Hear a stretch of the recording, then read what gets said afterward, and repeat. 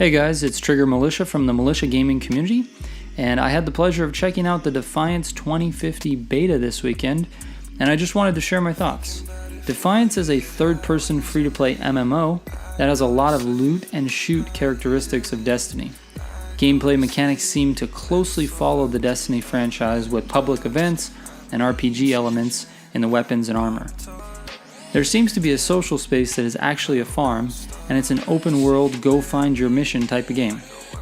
There are regular story missions and a main storyline with a bunch of side missions that pop up randomly throughout the game. There are larger missions that are similar to a Destiny Strike mission that you can matchmake with other players in order to complete faster, or take your group of friends in there and complete as a group. There's usually a main boss at the end of the mission who will drop some sort of loot. As a main mechanic of the game, when you kill enemies, they either drop ammo or upgrades for your different weapons, things like that. You have a vehicle to move around the map with. The map is extremely large, but there's a navigational system. You select a destination and the game will show you on your minimap the recommended path, which works well once you get used to it, although I had a ton of fun just jumping my quad over everything. Missions so far all feel the same. Kill bad guys, hold X on the objective, and you're done. There aren't any real mechanical differences between the missions yet, but it is only the beta. I expect a big variety of mechanics from a game like this. But maybe not.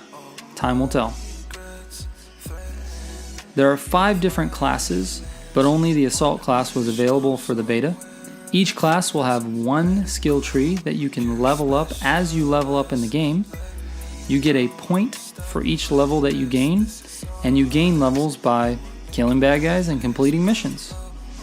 Being that this is mostly an MMO, you might cross paths with another team or another person who is working on a similar mission in a similar area, and what Defiance 2050 does really well is seamlessly integrates your mission with the other player's mission or group's mission. You will often find yourself fighting the same enemies and helping each other complete each other's missions. I think this is one of the best features of the game. There are a couple of things that I didn't like. Walking around looks very unnatural. In fact, character movement in general is very odd, to say the least. Character creation is a bit simplistic. There isn't any room to really craft your character to look like you.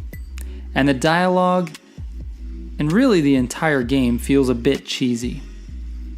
This game will give you a Destiny-like experience in a third-person perspective, with a touch of Elder Scrolls Online for free.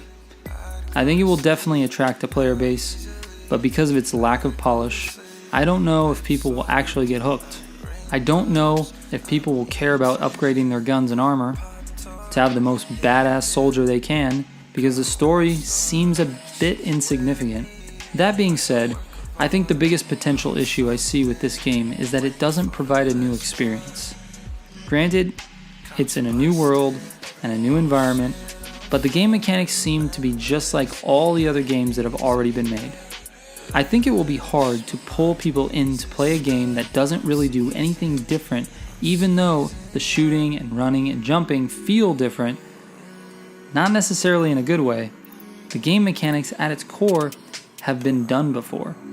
The only thing I can hope, because I did have fun playing, is that it's only the beta. So my critique of this game could be completely off when the full game releases this summer. I hope the team at Tryon will be able to create a unique player experience by then, or have hidden it from the beta. I'm eager to play this game, but I really want something unique. The game has the potential to steal players from Destiny for sure, but it has to offer something unique. The game is scheduled to launch sometime this summer, and it will be free to play, so it's definitely worth checking out. If you like this video, please remember to give it a thumbs up and subscribe for more content just like this. Thanks for watching. See you next time.